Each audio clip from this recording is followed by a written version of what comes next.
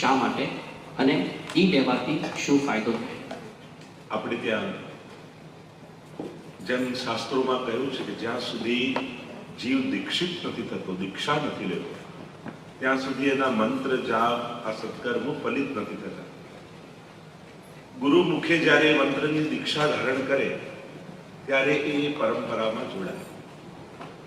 કથા એવી છે કે જ્યારે મહાપ્રભુજી ભૂતલ પર પધાર્યા, પવિત્ર એકાદશીનો દિવસ, અને ચિંતા કરી રહ્યા છે કે આ જીવનો પ્રભુ સાથે સંબંધ કઈ રીતે થાય. કારણ શાસ્ત્રોમાં તો કહ્યું છે કે જ્યારે જીવ નિર્દોષ થાય, સર્વ દોષોમાંથી મુક્ત થાય તો પ્રભુ એનો સ્વીકાર કરે. પણ જીવ તો હજારો દોષોથી ભરેલો છે. આપણે તો છોડવા માંગીએ છતાંય છૂટતું નથી. અપરાધો તો ક્ષણે ક્ષણે જાણતા અજાણતા થાય છે. તો શું આપણા જેવા જીવોનો પ્રભુ ક્યારે સ્વીકાર જ નહીં કરે? આ ચિંતા જ્યારે મહાપ્રભુજી કરી રહ્યા હતા કે અનેક દોષોથી ભરેલા જીવનો નિર્દોષ પ્રભુ સાથે સંબંધ કઈ રીતે થાય, અને જ્યારે ચિંતા કરી રહ્યા હતા અને મધ્યરાત્રિએ પવિત્ર એકાદશીની જે સિદ્ધાંત રહસ્યમાં વર્ણન કર્યું છે, શ્રાવણ શ્યામલે પક્ષે એકાદશ્યામ મહાનિશી સાક્ષાત ભગવતા પ્રોક્તમ તદક્ષરસ ઉચ્યતે. અને એ સમયે મધ્યરાત્રિએ સાક્ષાત પ્રભુ પ્રગટ થયા અને એમણે આ બ્રહ્મ સંબંધ મંત્ર શ્રી મહાપ્રભુજીના, અને આ બ્રહ્મ સંબંધ મંત્ર છે શું? તો કે શરણાગતિની દીક્ષા છે. આપણે ત્યાં બે પ્રકારની દીક્ષા છે, એક નામ દીક્ષા, બીજું શરણાગતિની દીક્ષા, અષ્ટાક્ષર અને પંચાક્ષર. કારણ કે ભગવદ્ ગીતામાં ભગવાન આજ્ઞા કરે છે, સર્વ ધર્માન પરિત્યજ્ય મામ એકમ શરણમ વ્રજ, તું મારી શરણમાં. એમ ભગવદ્ ગીતામાં ભગવાને આજ્ઞા કરી, પણ પ્રોસેસ નથી બતાવી કે શરણમાં કઈ રીતે જવાય. તો આજની રાત્રે પ્રગટ થઈ પ્રભુએ શરણાગતિની પ્રોસેસ આપી છે કે શરણાગત થવાની આ વિધિ, એટલે એને બ્રહ્મ સંબંધ કહીએ છીએ. બ્રહ્મ સાથે આપણો સંબંધ એમ તો અનાદિ છે, પણ એ જીવાત્મા અને પરમાત્માનો સંબંધ છે. અહીંયા જે સંબંધ છે એ સર્વભાવનો સંબંધ છે. મહાપ્રભુજી કે સર્વદા સર્વ ભાવેન ભજનીયો વ્રજાધિપ, એટલે કે મારી ભીતર રહેલા સર્વ ભાવો દ્વારા હું ભગવાન જોડે સંબંધ જોડું છું. એટલે કે ત્વમેવ માતા ચ પિતા ત્વમેવ ત્વમેવ બંધુશ્ચ સખા ત્વમેવ ત્વમેવ સર્વમ મમ દેવ, એટલે કે સર્વ ભાવો. આપણે ત્યાં 5 ભાવો કયા છે, એ 5 ભાવો સાથે પ્રભુ સાથે સંબંધ જોડું છું. તો આમ આ શરણાગતિની વિધિ એટલે બ્રહ્મ સંબંધ. તેમાં મંત્રમાં આપણે બોલીએ છીએ કે ભગવાનથી વિખુટા પડે હજારો જન્મોનો સમય વ્યતીત થવાથી હૃદયમાં જે તાપ ક્લેશનો આનંદ જેને તિરોધાન થયો છે. ભગવાનના અંશ આપણે છીએ, તો અંશ છીએ તો ભગવાન રૂપ હોવા જોઈએ. જે ગુણો ભગવાનમાં છે, જેમ પેડામાંથી ટુકડો તોડો, મોટા ટુકડામાંથી સ્વાદ અને ગુણ હોય, એ જ નાના ટુકડામાં હોવા જોઈએ. પણ વિખુટા પડે અનેક જન્મો વ્યતીત થઈ જવાથી, એના કર્મબંધનો આદિ લાગવાથી જીવ પોતાનું મૂળ સ્વરૂપ ભૂલી ગયો કે હું કોણ છું અને મારે શું કરવું જોઈએ. તો એવો હું જીવ, મારું દેહ પ્રાણ ઇન્દ્રિય અંતઃકરણ, ઇન શોર્ટ આજ સુધી જે કાંઈ પણ મેં મારું માન્યું છે એ આત્મા સહિત પ્રભુ આપને સમર્પિત કરું છું. એટલે પોતાની અહમતા અને મમતાનું વિધિવત સમર્પણ, એનું નામ બ્રહ્મ સંબંધ. કે જીવ પોતાની અહમતા અને મમતા જેને કારણે સંસારમાં બંધાયેલો છે, એ બંને પ્રભુના ચરણે ધરી અને પ્રભુ સાથેનો એ શાશ્વત સંબંધને યાદ કરે છે. જેમ એ બધું સમર્પિત કરી દે અને પ્રભુની સેવામાં જોડાઈ જાય, તો જેમ અગ્નિ લાકડાની અંદર છે પણ બહારથી અગ્નિ અડાડો ત્યારે અગ્નિ પ્રગટ થાય, એમ એ આનંદ તત્વ આપણી ભીતર છે. પણ જ્યારે પરમાનંદના સંપર્કમાં એના થઈશું ત્યારે એના સ્પર્શથી, એના સાનિધ્યથી આપણી અંદર પણ રહેલો એ આનંદરૂપ અગ્નિ જાગૃત થશે. અને જીવ બ્રહ્મસરમાં બોલે છે કે હે કૃષ્ણ, હું તારો થયો છું. કોઈના થવું એમ તો 6 સ્ટેપ શરણાગતિના મહાપ્રભુજી આપે, થોડો વિસ્તાર થઈ જશે. અનુકૂલસ્ય સંકલ્પ પ્રતિકૂલ વિસર્જનમ કરિષ્યતિ ઇતિ વિશ્વાસો વર્તુત્વે વર્ણમ યથા આત્મ નૈવેદ્ય કાર્પણ્ય ષડવિધા શરણાગતિ. આ 6 પ્રકાર શરણાગતિના સ્ટેપ આપ્યા મહાપ્રભુજી. પહેલું, અનુકૂલસ્ય સંકલ્પ, પ્રભુને જે ગમે એ વસ્તુને જીવનમાં સ્વીકાર કર્યા, આ પહેલું સ્ટેપ. બીજું, પ્રતિકૂલ વિસર્જનમ, પ્રભુને જે નથી ગમતું એને જીવનમાંથી કાઢવાની કોશિશ કરો. કરિષ્યતિ ઇતિ વિશ્વાસો, પ્રભુ જે કરે છે સારું જ કરે છે એવો વિશ્વાસ, શરણાગતિનો ત્રીજું સ્ટેપ. ભર્તૃત્વે વર્ણમ યથા, મારા ભરતા, મારું ભરણ પોષણ કરનારા મારા સ્વામી, મારા ઠાકોરજી છે એવું માનીને જીવવું, આ ચોથો સ્ટેપ છે. કાર્પણ્ય એટલે દીનતા, દીનતા ભાવ આ પાંચમો સ્ટેપ. અને આત્મસમર્પણ, આપણને ષડવિધા શરણાગતિ, અને છઠ્ઠું સ્ટેપ છે શરણાગતિ આત્મસમર્પણ, કે આ જે કાંઈ પણ છે એ પ્રભુ તમને ધરું છું. આ બ્રહ્મ સંબંધમાં જે ભાવાર્થ છે એ છઠ્ઠું સ્ટેપ. આમ 6 સ્ટેપ શરણાગતિના છે. તો જીવનમાં બીજું કંઈ યાદ નથી, આ 2 વસ્તુ તો યાદ રાખવી. ભગવાનને જે ગમે એને અપનાવતા જવું, એને જે નથી ગમતું એ જીવનમાં કાઢતા જવું. તો આ બધા શાસ્ત્રો તો સારેમાં આવી જાય. તો આમ બ્રહ્મ સંબંધ એટલે વિધિવત પ્રભુની શરણાગતિ સ્વીકારવી, અને સ્વીકાર્યા પછી ભગવાનનું વચન છે કે જે જીવ મને શરણાગત થાય છે, અહમ ત્વામ સર્વ પાપેભ્યો મોક્ષે, બધા અપરાધોમાંથી ઠાકોરજીને મુક્ત કરે છે. અને બીજું કહ્યું છે કે યોગક્ષેમમ વહામ્યહમ, એનું યોગ અને ક્ષેમ અનન્યા ચિંતયંતો મામ યે જના પર્યુપાસતે તેષામ નિત્યાભિયુક્તાનામ યોગક્ષેમમ વહામ્યહમ. જે શરણાગત થઈને રહે છે ઠાકોરજી, એનો યોગ અને ક્ષેમ એટલે કે મેળવવાની જે વસ્તુ એની ઈચ્છા છે એનું મેળવી આપવું, એનું નામ યોગ, અને મળેલી વસ્તુને સાચવી રાખવી, એનું નામ ક્ષેમ. તો આમ ઠાકોરજી યોગ અને ક્ષેમ એને કરી આપે છે જે જીવ શરણાગત છે. બ્રહ્મ સંબંધનો લાભ શું? તો કે પ્રભુની શરણાગતિ લો તો પ્રભુ જ સગળું કરી આપે. અને સિદ્ધાંત રહસ્યમાં પણ બતાવવામાં આવ્યું, સહજાદેશ કાલોત્થા લોકવેદ નિરૂપિતા સંયોગજા સ્પર્શજા ગમંતવ્યા કથમ ચન અન્યથા સર્વદોષાણામ નનિવૃત્તિ કથમ ચન. એટલે બ્રહ્મ સંબંધ લેવાથી જીવ સર્વ દોષોથી નિવૃત્ત થઈ અને પ્રભુની સેવાને લાયક બને છે. એટલે કે તમને સેવાનો અધિકાર પ્રાપ્ત થાય છે. કારણ કે આપણું ધન, તન અને મન આ ત્રણેય લૌકિક છે. તો લૌકિક એવા આ સાધનોથી અલૌકિક એવા પ્રભુને કેમ પામી શકાય? તો બ્રહ્મ સંબંધ દ્વારા આ ત્રણેયનું સમર્પણ કરી દઈએ છે, ભગવત સંબંધ એનો કરી દઈએ છે. અને એકવાર જેનો ભગવત સંબંધ થઈ જાય એ પછી લૌકિક રહેતું નથી, એમાં અલૌકિકતા, એમાં ભગવત્તા આવી જાય. જેમ તમે જાડીજી બજારમાં ખરીદવા જાઓ તો ઘસીને જુઓ, વજન કરીને જુઓ, ભાવતાલ કરીને જુઓ, પણ એકવાર ખરીદીને લઈ આવો અને અંદર જલ ભરી લાલ કપડું લપેટી અને ઠાકોરજી આગળ ધરો, પછી તો એમ જ કહો જાડીજી પધરાવો, જાડીજી ખાસા કરો, જાડીજી લાવો, પછી આખો ભાવ જ બદલાઈ જાય, કારણ કે એનો ભગવત સંબંધ થયો. એમ જ આપણું આ તન મન ધન ત્રણેય લૌકિક છે, તો ભગવાનને સુધી પહોંચી શકતું નથી, પહોંચાડી શકતું નથી. પણ જ્યારે બ્રહ્મ સંબંધ કરીએ છીએ તો હવે આપણું ધન પ્રભુને લાયક થયું, હવે આપણો દેહ પ્રભુને લાયક થયો, હવે આપણું મન પ્રભુને લાયક થયું. એટલે બ્રહ્મ સંબંધ દ્વારા ભગવત ભક્તિની લાયકાત આપણે સિદ્ધ કરીએ છીએ. એવો ભાવ આપણે ત્યાં બ્રહ્મ સંબંધનો ટૂંકાણમાં મેં કહ્યું, બાકી વિસ્તાર તો આનું ઘણું છે, આના પર આખી કથા થઈ શકે, પણ બ્રહ્મ સંબંધનો મૂળ ભાવ આ છે. માનસિક શાંતિ કઈ રીતે મેળવવી? જો આ મનનો સ્વભાવ છે, જો મનનું ડેફિનેશન શું છે શાસ્ત્રોમાં? સંકલ્પ વિકલ્પાત્મક મન. જે સંકલ્પ વિકલ્પ કરે એનું નામ મન. અને આપણે બધા મનનો નિગ્રહ કરો, મનને બાંધો. બહુ તોફાની છોકરાને બાંધવા જાઓ શું થાય? એક વસ્તુ સમજો, જેમ તમારી આંખો બંધ કરીએ તો કેવા બેચેન થઈ જાવ, કારણ કે જોવું એ આંખનો સ્વભાવ છે, એના નેચરમાં છે, એ જોવા માટે જ મળી છે. અને જ્યારે તમે એના નેચરથી દૂર કરો છો તો વ્યાકુળ થાય છે. તમે કાન બંધ કરી દો તો કેવો બેચેન થઈ જાય, કે સાંભળવું કાનનો સ્વભાવ છે. તમે તમારા પગ બાંધીને ચાલતા તો કેવો બેચેન, ચાલવું પગનો સ્વભાવ છે. એને એમાં જ આરામ છે, એને એમાં જ ખુશી છે. એમ જ સંકલ્પ વિકલ્પાત્મક મન. આ મનને બહુ પકડવા જાવ છો ને, કે બાંધી દઉં, પકડી દઉં, સ્થિર કરી દઉં. અરે જે ડિપ્રેશનમાં હોય ને એનું મન સ્થિર હોય, કાં યોગીનું હોય, કાં ડિપ્રેશનમાં, કે જેને કોઈ ઈચ્છા જ ન જાગતી. એટલે સૌથી પહેલા માઇન્ડમાંથી આ કાઢી નાખો કે મનનો નિગ્રહ કરવો છે, મનને બાંધી રાખવું છે, મનને એક જગ્યાએ લગાડ. ચંચળતા મનનો સ્વભાવ છે, અને એમાં જ ભક્તિ માર્ગની સિદ્ધિ છે. આજે ચંચળ મન હોય તો જ એમ થાય, જો આજે શૃંગાર કર્યા તો રિપીટ નહીં, કાલે જુદા, આજે જે સામગ્રી કરી કાલે જુદી. સ્થિર જ મન હોય, મનનો ફાયદો ચંચળનો કેટલો? અહીંયા બેઠા બેઠા નાથ દ્વારા દર્શન કરી પાછા આવી જાય, વગર ટિકિટ વિઝા. અહીંયા બેઠા બેઠા તમે વ્રજમાં જઈને પરિક્રમા કરીને પાછા આવી જાય. મૂળ વાત છે એ ચંચળ મનનો લાભ લેતા આપણને આવડે છે. એનો નિગ્રહ કરવાની જે ખોટી મહેનત કરીએ છીએ, એને સ્થિર કરી દઉં, સ્થિર કરી દઉં. ભક્તિ માર્ગમાં એને સ્થિર કરવાની જરૂર જ નથી, એનો સદુપયોગ કરતા શીખો. ઘણી વાર લોકો સેવા કરવા બેસીએ ત્યારે જ ખોટા વિચાર.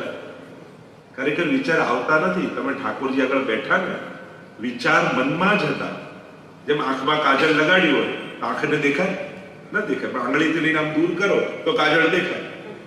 એમ મનમાં જ વિચારો હતા બધા ખરાબ, પણ ઠાકોરજી આગળ બેઠા એટલે મનમાં રહી ન શક્યા, એટલે તમને છોડીને ગયા, એટલે તમને દેખાયા. કે વિચાર આવતા નથી. હંમેશા એવું વિચારું, જો આ વિચાર ગયો આ વિચાર ગયો, આ 5 વાર આવું કરશો તો મન શાંત થઈ જશે. તમે એમ વિચારો વિચાર આયો તો વધારે તમે ભોજન આપો છો. આવતા નથી, તમને છોડીને જાય. અને જો ઠાકોરજીનો પ્રભાવ કેવો, ઠાકોરજી આગળ બેઠા અને તમને ભાન તો થયું કે મારું મન તો ભટકી રહ્યું છે. બાકી 24 કલાકમાં ક્યારે લાગે છે? સૌથી પહેલો જ પ્રભાવ એ ઠાકોરજીનો કે પ્રભુ આગળ બેઠા એટલે સમજ તો આવી કે મારું મન તો ભટકે છે, આ ક્યાં ક્યાં જઈ રહ્યું છે. આ એમની કૃપાનો પ્રભાવ છે.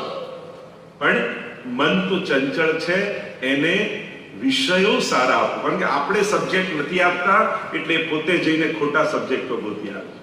એટલે મનની ચંચળતા રોકવાની જરૂર નથી, મનને સારા સબ્જેક્ટો આપવાની જરૂર છે. અને શાંતિ તો ગઈકાલે મેં કહ્યું સમજણથી આવે. એવા જો તમે બહુ બિઝી હો છો ને કામમાં, ત્યારે તમારું મન નથી ભટકતું. જોજો કામમાં બહુ બિઝી હશો અને જ્યાં ફ્રી થઈને બેઠા તો આખું મન ભટકવા. બીજું, તમે જ્યારે આનંદમાં હો છો ત્યારે મન નથી ભટકતું. નંદ મહોત્સવ કરતા કરતા ક્યારે મન ભટક્યું? ક્યારે ન ભટક્યું? તમે જ્યારે દુઃખી હો છો, ઉદાસ હો છો, ત્યારે મનને મોકો આપો છો કે મન ભટકે. એટલે મન સ્થિર રાખવાનો એક જ ઉપાય છે, આનંદમાં રહેવું. ઉદાસ થશો અને તો મનને એમ થશે કે આની ભીતર તો રહેવા જેવું નથી, અહીંયા તો ચારે બાજુ ઉદાસી છે, આને છોડીને બીજે જતો. એટલે પ્રસન્નતા એ જ શાંતિનું કારણ છે.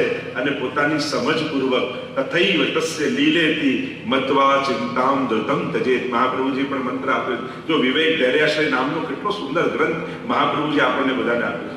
જીવનમાં કેવો વિવેક રાખવો, ત્રિદુઃખ સહનમ ધૈર્યમ, કેવું ધૈર્ય રાખવું અને એના દ્વારા આશ્રય કઈ રીતે સિદ્ધ કરવો, એ તો આખા માનવ જાતિ માટેનો આ ગ્રંથ છે.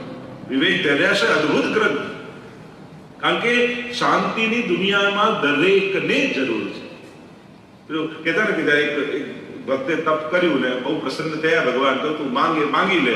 તો લક્ષ્મીજી હાથ દબાયો, ક્યારે આને એમ કહેશો માંગી લે તો બધું લઈ લેશે, જોશે નહીં આપણી સામે. પ્રભુ કે ચિંતા ન કરો. અને પેલા જ્યાં પ્રભુએ કીધું માંગે ત્યાં આપણું લાંબુ લિસ્ટ કાઢ્યું. પ્રભુ એક થેલામાં બધું ભરી દીધું અને હવે ચાલતો થયો પ્રભુને છોડીને. લક્ષ્મીજીએ કહ્યું, મેં કીધું ને આને બધું આપશો તો પાછો વળીને નહીં જુએ. ઠાકોરજી કે ચિંતા ન કરો, મેં બધું આપ્યું છે પણ શાંતિ મારી પાસે રાખી લીધી છે. એટલે એક દિવસ એને ગોતતો એ મારી પાસે ચોક્કસ આવશે. તો તમે શરણમ ગચ્છ સર્વ ભાવેન ભારત તત્ પ્રસાદાત પરામ શાંતિ. શરણાગતિ જ શાંતિનો ઉપાય છે. જેટલી શરણાગતિ દ્રઢ થતી જશે ને એટલે જીવનમાં નિશ્ચિંતતા અને શાંતિ આવશે. આપણી દરેક ચિંતા પ્રભુ પ્રત્યેનો અવિશ્વાસ પ્રગટ કરે છે. કારણ શું? આપણને પ્રભુ પર ભરોસો નથી. હું તો કહું છું, પછી બીજા કોઈના એક્ઝામ્પલ નહીં, આપણા જ જીવનના એક્ઝામ્પલ જુઓ ને. પાછલા વર્ષો એમ થતું હતું, ઓહો ન્યુઝીલેન્ડમાં આયા, પીઆર થશે કે નહીં, થશે કે નહીં, વિઝાનું થશે કે નહીં, જોબ મળશે કે નહીં. તો દરેક સમયે ભગવાન આપણું કરતા આવે છે. તો આજ સુધી જે કરતો આવ્યો આપણું, શું ભવિષ્યમાં આપણું નહીં કરે? કાંઈ બીજા કોઈના એક્ઝામ્પલની વાત નથી કરતું. તો આપણા જ જીવનમાં આપણે બધા ચેક કરીએ, કેવા સમય આવ્યા. ઘણા એમ થયું કે હવે ફસાઈ ગયા, ચારે બાજુથી ઘેરાઈ ગયા, હવે કેમ નીકળીશું, હવે તો સમાપ્ત બધું. છતાંય ઠાકોરજી બધેથી આપણને કાઢ્યા છે. તો એ અત્યાર સુધી જે કરતો આવ્યો એ હજી પણ કરશે. ભરોસો રાખો. જેટલી શ્રદ્ધા દ્રઢ થશે એટલી જીવનમાં નિશ્ચિંતતા આવી જશે. ભગવાને બુદ્ધિ આપી છે એટલે બુદ્ધિ વાપરો, મન સુધી આવવા ન દો. આપણી તકલીફ એ જેમાં મન લગાડવું જોઈએ એમાં બુદ્ધિ લગાડીએ, અને જેમાં બુદ્ધિ લગાડીએ એમાં હાથ લગાડીએ. દિલ ખોલ લેતે अपने यारों के साथ तो खोलना ना पड़ता औजारों के साथ. આ હૃદય ખોલીને બધા જોડે શેર કરી લીધું હોત તો આ ડોક્ટર કોઈ ચીરફાડ ન કરવી પડી હોત. અને આ બધી વસ્તુ કોઈ ગોળી ખાઈ લેવાની શાંતિતા આવતી ના, ઊંઘની ખાઈ લો સુઈ જાવ તો થાય. મૂળ વાત એ તો જયારે જાગો ત્યારે પાછું માથું ભારે જ થઈ જાય. મૂળ વાત છે સમજણ અને શરણાગતિ. એ જ શાંતિનો મંત્ર છે. શ્રી કૃષ્ણ શરણમ મમ. પ્રભુ મારા માથે બિરાજે છે. આ વાત જેટલી વાર આપણને યાદ રહે એ જીવનનો મંત્ર. બોલવાનો શબ્દ અષ્ટાક્ષર બોલવાની વાત નથી, એક સમજણ છે કે હું કૃષ્ણની શરણે છું. શરણા બ્રહ્મ સંબંધ લીધા પછી તો નિશ્ચિત થઈ જાવ.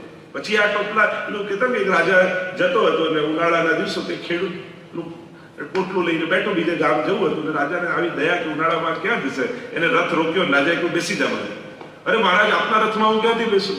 અરે હું તને કહું છું બેસી જા, તને હું ઉતારી દઉં. લોકો ના ના મારો ભારત આપના રથમાં મુકાય, હું તને આજ્ઞા કરું બેસી જા. પેલો ગભરાતો પોટલું લઈને ચડ્યો તો ખરા, પણ પોટલું માથે રાખીને બેઠો. રાજાએ કહ્યું પોટલું તો મૂકી દે. ના એક તો હું બેઠો છું, પાછું પોટલું મૂકી દઉં, આટલો ભાર રથ ઉપર ના આપો. લોકો પણ એ ભાર આમાં જ છે. આપણે બધાએ શરણાગતિ લીધી, બ્રહ્મ સંબંધ લીધા, તોય ચિંતાના પોટલા લઈને ફરીએ છીએ, પણ પ્રભુના શરણે છીએ એટલે નિશ્ચિંત થઈ જવા, કોઈ ચિંતા નહીં. એટલે શરણાગતિનું સ્મરણ કરો, આપણે નિશ્ચિંતા હશો. શ્રી કૃષ્ણ 11 વર્ષ અને 52 દિવસ પછી મથુરા ગયા. એમને વાંસળી રાધાજીને આપી હતી. તો ફોટામાં કે મૂર્તિઓમાં મોટી વયના કૃષ્ણને વાંસળી સાથે કેમ બતાવે છે? તમે જે મોટી વયના કહો છો, તમે તો આ એક વસ્તુ શાસ્ત્રોક્ત સમજવાની છે. કૃષ્ણ ભક્તિ આપણે ઘણીવાર બહુ કન્ફ્યુઝન છે. કૃષ્ણ માટે પણ કન્ફ્યુઝન છે. કૃષ્ણ બે તત્વ રૂપે થાય છે. એક વિષ્ણુના અવતાર રૂપે પણ કૃષ્ણ છે, અને એક સર્વ અવતારોના અવતારી પરબ્રહ્મ કૃષ્ણ, જેમાંથી બ્રહ્મા વિષ્ણુ મહેશ પ્રગટ થાય છે. આપણે એક પરબ્રહ્મ કૃષ્ણને ભજીએ છીએ. અને સારસ્વત કલ્પના દ્વાપરમાં જે પરબ્રહ્મ કૃષ્ણ છે એ પોતે નંદ બાબાને ત્યાં પ્રગટ થયા હતા. એટલા માટે આપણા આરાધ્ય પ્રભુ કોણ છે કે સારસ્વત કલ્પના દ્વાપરમાં પ્રગટેલા શ્રી કૃષ્ણ. બાકી દરેક કલ્પના દ્વાપરમાં કૃષ્ણ અવતાર થાય છે, દરેક કલ્પમાં થાય છે, પણ એ દરેક કલ્પમાં પ્રગટતા કૃષ્ણ એ અવતાર રૂપે હોય છે, પૂર્ણ પુરુષોત્તમ નથી હોતા. કેવળ સારસ્વત કલ્પના દ્વાપરમાં. જો અન્ય પુરાણો કરતા ભાગવતજીની મહત્તા કેમ છે? ભાગવતજીની મહત્તા અન્ય પુરાણોમાં પણ કૃષ્ણ કથા આવે છે, પણ ભાગવતજીની મહત્તા એટલા માટે છે કે એમાં સારસ્વત કલ્પની લીલા છે, એ પૂર્ણ બ્રહ્મ કૃષ્ણની લીલા છે. તો ઠાકોરજીમાં આ બે ધર્મ, એક નિત્ય લીલાવાન કે પ્રભુની લીલાઓ નિત્ય છે, અને બીજું વિરુદ્ધ ધર્માશ્રય. આપણે ભલે કહીએ 11 વર્ષ 52 દિવસ ઠાકોરજી બિરાજ્યા, પણ જો તમે શિક્ષાપત્ર વાંચ્યું તેમાં વિરુદ્ધ ધર્માશ્રયનો ગુણ ભગવાનનો બતાવે. પ્રભુ કેવા છે? એક જ ક્ષણે બાળક પણ છે અને એ જ ક્ષણે કિશોર પણ છે. એક જ ક્ષણે અબૂધ પણ છે, એ જ ક્ષણે સર્વજ્ઞ પણ છે. એક ક્ષણે નિર્બળ છે, એ જ ક્ષણે સબળ પણ છે. આવો વિરુદ્ધ ધર્માશ્રયતાનો ગુણ ઠાકોરજીમાં બિરાજે છે. અને એટલા માટે તમે પીછવાઈઓ જોશો ને તો ત્યાં તમને કોઈ બાલકૃષ્ણ નહીં દેખાય, બધા કિશોર વયના ઠાકોરજી દેખાશે. કારણ નંદાલયમાં એ બાલક છે, પણ જ્યારે નિકુંજમાં પધારે છે ત્યારે એ કિશોર વયના થઈ જાય છે. આ વિરુદ્ધ ધર્માશ્રયતાનો ગુણ પ્રભુની અંદર બિરાજમાન છે. એટલે સદાય વ્રજમાં એ બાલક પણ છે, સદાય કિશોર પણ છે. અને એટલા માટે આજે વેણુનાદ કરતા મોટા બતાવવામાં આવે છે વ્રજની જ લીલાઓ, પણ એ કિશોર લીલા છે બધી. જ્યાં બાલ લીલા હોય ત્યાં બાલક બની જાય, અને જ્યાં મોટા હોય ત્યાં કિશોર થઈ જાય. એટલે તો આપણે ત્યાં સર્વદા સર્વ ભાવે એક બહુ મોટી ગેરસમજ છે. શું પુષ્ટિ માર્ગમાં લોકો એમ છે કે અહીંયા તમારે બાલકૃષ્ણની સેવા ના. 7 સ્વરૂપમાં બાલકૃષ્ણ કેટલા? એક જ ને, બાકી બધા મોટા જ છે. 7 સ્વરૂપમાં તમે જુઓ બધા મોટા જ છે. બાલકૃષ્ણની સેવા નહીં, બાલ ભાવની સેવા છે. આ બંનેમાં ફરક છે. યશોદાજી માટે ઠાકોરજી 100 વર્ષના થઈ જાય ને તો એમના હૃદયમાં તો બાલ ભાવ જ રહેવાનો. બાલ ભાવ અને બાલ કૃષ્ણ બંનેમાં ફરક છે. તો અહીંયા સર્વ ભાવની સેવા છે. એટલે કે મર્યાદા માર્ગમાં જેવું સ્વરૂપ હોય એવો જ અનુભવ કરાવે, અને પુષ્ટિ માર્ગમાં ભક્તનો જેવો ભાવ હોય એવા ઠાકોરજી થઈને અનુભવ કરાવે. આ પુષ્ટિ પુરુષોત્તમનો ફરક. એટલે અહીંયા તમે જે ભાવ લઈને પ્રભુ પાસે જાઓ, ઠાકોરજી એવા થઈને તમારા ઉપર કૃપા કરે. આપણે ત્યાં તો વાર્તામાં પ્રસંગ આવે છે કે પેલા એક માજીને ત્યાં મદન મોહનલાલજીને ખાડુ ઠાકોરજીનું સ્વરૂપ બિરાજતું, અને એને બીજા કોઈ ઠાકોરજી જોયા જ નતા. હવે એકવાર યાત્રામાં જવાનું હતું એટલે ઠાકોરજી ત્યાં પધરાવી ગયા એક વૈષ્ણવને. તેને ત્યાં બાલકૃષ્ણલાલજી બિરાજતા, એટલે માજીને ત્યાં પધરાવી ગયા પેલા વૈષ્ણવ. અને એને તો ચાપીજી માજીએ ખોલી. માજીએ મદન મોહનલાલજી સિવાય કોઈ જોયા જ નતા, અને પેલાને ત્યાં બાલકૃષ્ણલાલજી પેલા વૈષ્ણવ એ પધરાવી ગયા અહીંયા. અને માજીએ જ્યાં ઝાંપીજી ખોલી અને વળેલા ઠાકોરજી જોયા, એને થયું કરે ઠાકોરજી ઠંડી લાગી ગઈ. આ પેલો વૈષ્ણવ ધ્યાન રાખતો નથી. ઉસાઈજી કેવા ને ત્યાં ઠાકોરજી પધરાવી દીધા, આ ઠંડીમાં સાચવતો નથી, બિચારા ઠંડીમાં કેવા કકડીને વળી ગયા. એટલે પેલાએ તો ગરમ તેલ કર્યું, બધા પદાર્થો પધરાવ્યા અને માલિશનું તેલ બનાવી અને ઠાકોરજીના ચરણાવીમાં ઘસવા લાગી કે એમના ચરણ ઠીક થઈ જાય. પ્રભુ વિચાર કરે કે વાંક પેલા વૈષ્ણવનો નથી, વાંક ઉસાઈજીનો નથી, પણ જો હું ઊભો ન થયો તો મારો વાંક ચોક્કસ. કારણ કે એને મદન મોહનલાલજીમાં જ ભાવ હતો. તો એ બાલકૃષ્ણલાલજી ઠાડા થઈને મદન મોહનલાલ બની. અને એ સ્વરૂપ આજે પણ મથુરામાં બંગાળી ઘાટમાં મદન મોહનલાલજીનું મંદિર છે, ત્યાં બિરાજે. જે બાલકૃષ્ણલાલજીમાંથી મદન મોહનલાલજી થયા. તો આ ફરક છે, બાલ ભાવની સેવા છે, બાલ કૃષ્ણની નહીં. તો પ્રભુ સદાય બાલક પણ છે અને સદાય કિશોર પણ છે. આ વિરુદ્ધ ધર્માશ્રય લીલાને કારણે આપણે ત્યાં આ રીતે મોટા સ્વરૂપ દેખાય છે.